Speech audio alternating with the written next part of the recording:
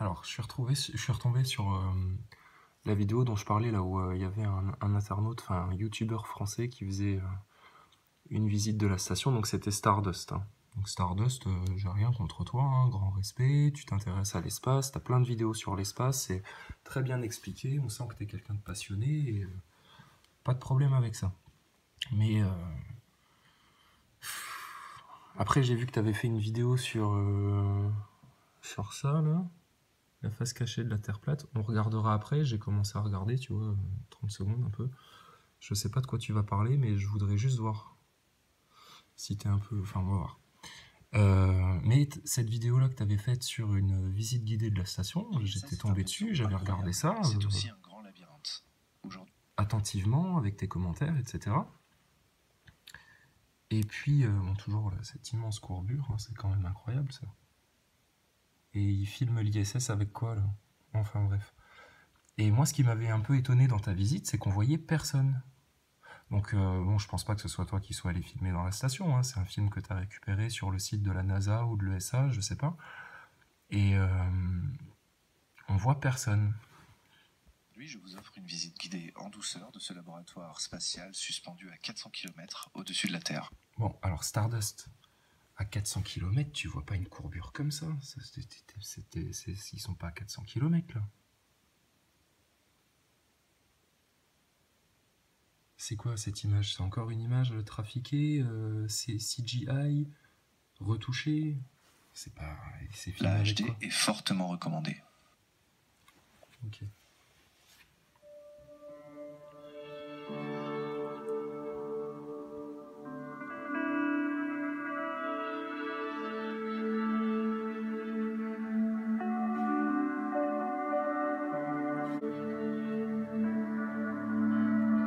Alors, t'as fait une critique aussi d'un film là qui est sorti, je sais pas, c'est 16 fois le tour de la Terre ou je sais pas quoi, ils ont fait un film là sur Thomas Pesquet.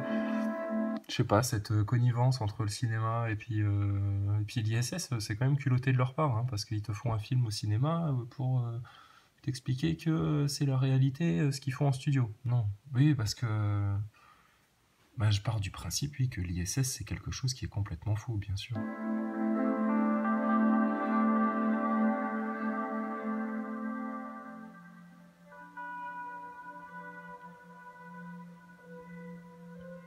Nous démarrons notre visite par le laboratoire Kibo, ou Japanese Experiment Module, ou GEM. Vous êtes à l'avant de la... Bon, et vous remarquerez pendant cette visite, mais on va pas le regarder en entier, hein, parce que c'est bon, l'ISS, on va pas passer notre vie là-dedans non plus, hein. C'est pas autant le bordel que les autres fois. Il y a quand même un peu de bordel, hein, il y a toujours leurs câbles qui traînent partout, etc. Mais toujours autant de caméras vidéo, d'appareils photo, etc. Mais bizarrement, c'est un peu mieux rangé. station. Le labo japonais a été installé entre 2008 et 2009. Nous sommes dans la partie pressurisée de ce module. Donc là, Stardust, qui est bien aimable, il fait une visite la plus précise possible, il donne plein de détails, d'informations sur la station.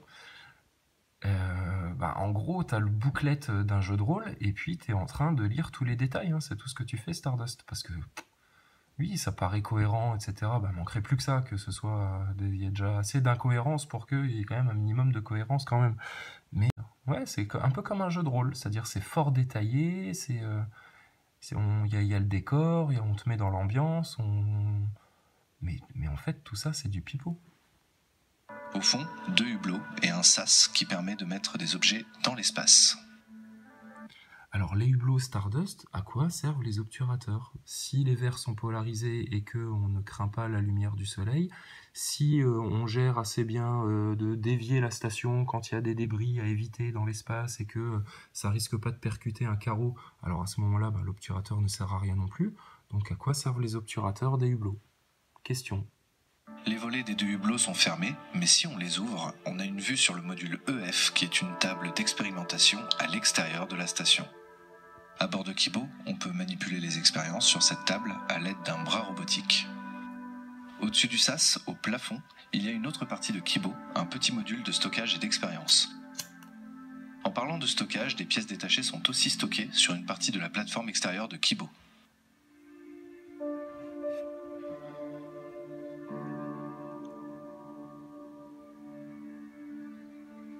Nous sortons de Kibo et entrons dans le nœud harmonique. Nous ne faisons que passer. C'est quoi les deux objets posés là? Peut-être pas si bien rangé que ça finalement. Bon, et lumière tamisée, et puis on voit, il y a personne dans la station là. Car nous allons.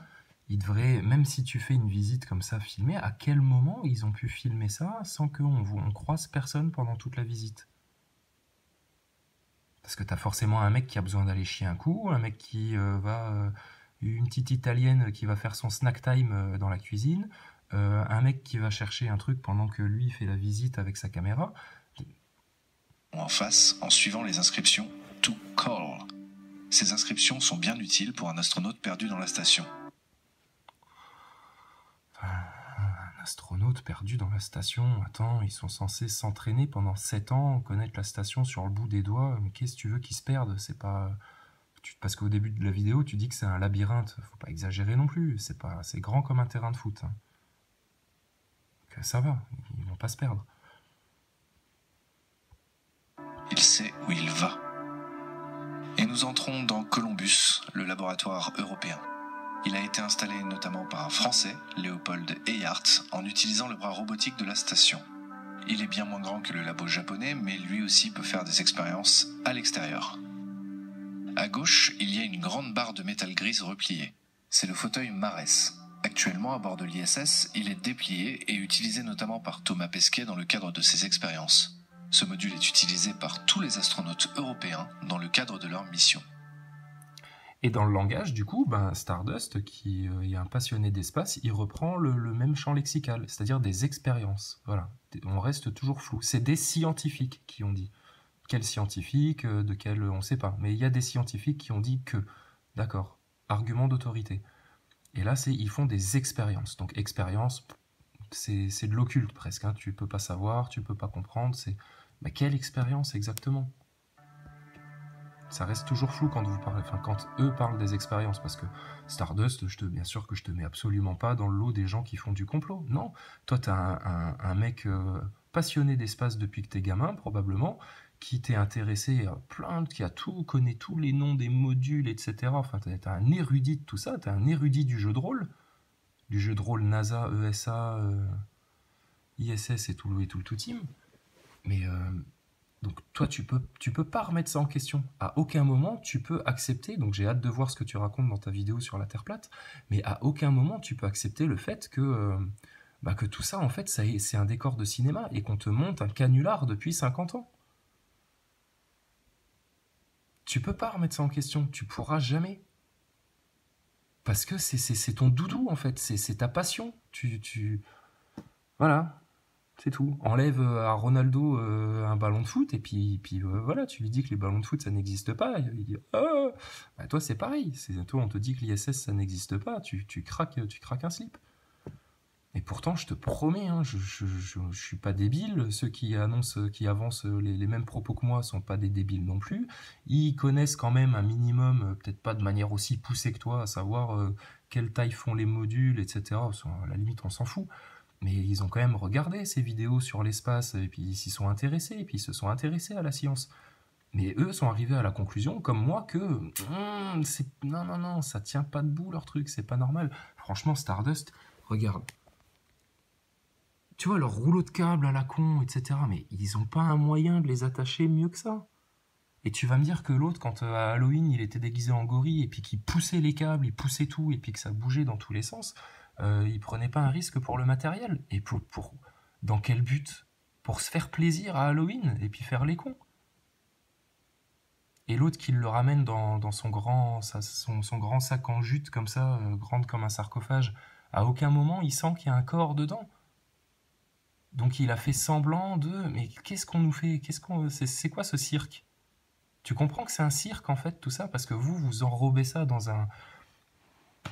C'est enrobé de sérieux pour vous, de rigueur, de technologie, etc. Mais ça c'est la poudre aux yeux justement, c'est la poudre aux yeux, et puis vous voyez pas en fait l'envers du décor. Vous regardez pas l'arrière-plan. Quand l'italienne là, hier nous parle de son snack time, et puis qu'elle a son petit paquet de noix de macadamia, puis qu'elle balance tout allègrement sur sa droite comme ça, puis ça vole à la nimpe. et après on voit un petit miel pops là qui remonte. Tu vois, ils peuvent foutre le bordel en fait dans leur truc. Et ça, c'est pas cohérent en fait justement avec cet environnement de sérieux, de rigueur, de propreté, d'aseptisation qui devrait régner dans la station. Plein des détails comme ça. Donc on va juste parler un petit peu de ta visite. Et puis constater qu'on ne croise personne dans la station pendant cette visite. Alors à quel moment la station a-t-elle été vidée? Où sont les mecs pendant que le gars il tourne et qu'il filme? Nous sortons maintenant de Columbus. En face, il y a Kibo, et à gauche, le reste de la station. Bon, sérieux, Stardust. Attends, on va peut-être augmenter la luminosité. Stardust, qu'est-ce qu'ils font avec toutes ces caméras-là? Qu'ils en aient une ou deux, je peux comprendre, ils doivent filmer une expérience de près, en super zoom HD, etc. Ils ont besoin d'un caméscope de très bonne qualité, mais ils en ont je sais pas combien il y en a plus d'une dizaine, une quinzaine, il y en a partout. Les appareils photo avec les zooms longs comme le bras, c'est pareil. Et puis, leur petit ballon en forme de terre, là. Donc là, aujourd'hui, ils ont décidé de le ranger là.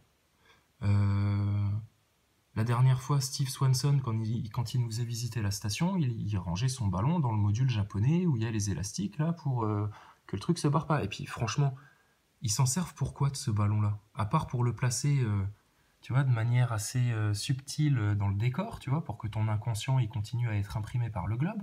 C'est la seule raison. Ou alors quand ils t'expliquent des expériences, qui font de la pédagogie là à la télé, comme s'ils avaient que ça à foutre. Et comme si c'était pas le rôle de, je sais pas moi, d'astronaute à la retraite qui fasse des vidéos comme ça depuis la Terre. Mais qu'est-ce qu'il a à foutre là, ce ballon en forme de Terre?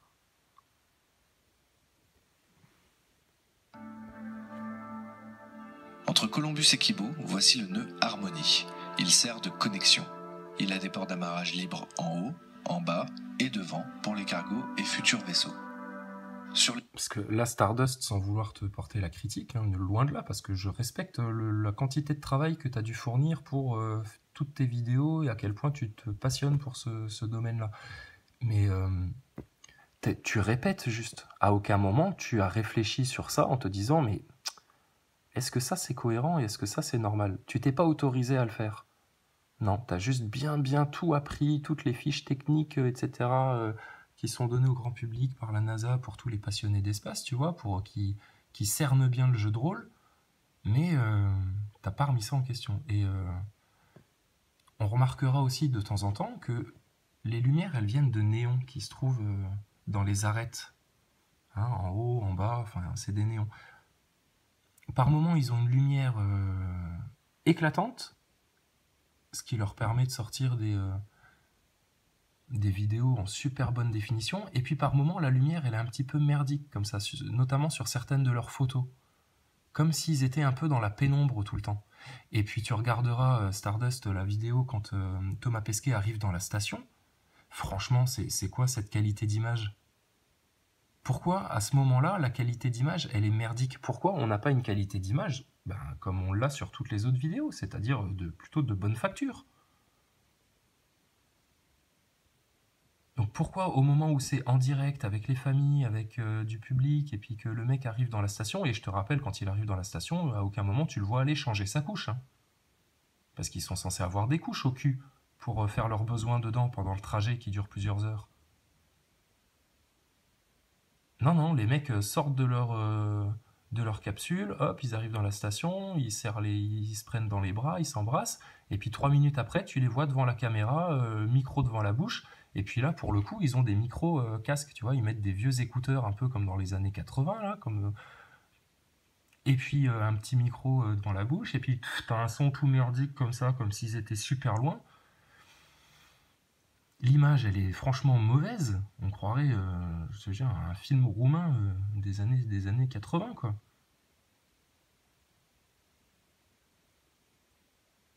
Je fais pas de racisme, hein, mais ça te fait pas te poser des questions. Pourquoi à ce moment-là on a une super bonne image? Pourquoi à d'autres moments on a une image merdique? Pourquoi à certains moments il y a un décalage quand ils font des duplex avec les gens sur la station, avec les astronautes? Et pourquoi à d'autres moments Chris Hadfield est capable de faire un concert à la microseconde, il n'y a aucun décalage, c'est parfaitement en accord. C'est pas normal. Tu peux pas avoir tout et son contraire. Donc c'est qu'à un moment donné, il y a un bug dans leur matrice, là. Est-ce qu'il y a du décalage ou est-ce qu'il n'y a pas de décalage? Il y en a forcément. Mais alors pourquoi, à certains moments, ce décalage-là, dans leur transmission radio, il est néant? Sur les murs, il y a des outils, des caméras et des drôles de boîtes en forme de cabine. Alors, sur les murs, il y a des outils, etc., etc. Bon. Pourquoi ils foutent pas leurs outils dans une boîte à outils? Ou dans une trousse à outils? Pourquoi au mur? Pourquoi laisser comme ça, là? Manque de place? Non, mais non. Ils font du décor. Et puis ces panneaux bleus-là, je les ai pas vus souvent, hein, avec du matos comme ça. Donc ça, ils viennent de l'installer. Des fois, ils changent des trucs dans le décor. Ce sont les chambres, une sur chaque paroi. Il a été inauguré en 2007 par Paolo Nespoli et Peggy Whitson. C'est à l'avant de Harmony que la navette spatiale s'arrimait quand elle rendait visite à la station.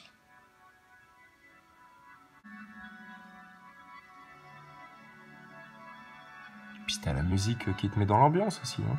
Bienvenue dans le labo américain Destiny. Parce que souvent,